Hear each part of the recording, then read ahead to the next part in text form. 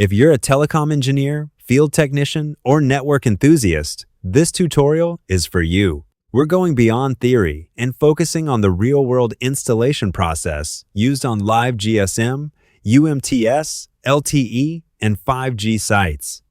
In this video, you'll learn how to properly mount a ZTE remote radio unit, connect power cables, optical fibers, and AISG cables, verify hardware compatibility, and avoid the common mistakes that can lead to alarms, service degradation, or costly site revisits.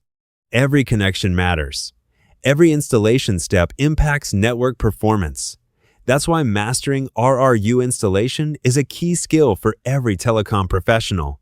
So put on your safety gear, grab your tools, and join me on site as we install and commission a ZTE RRU like a true field engineer. Let's get started.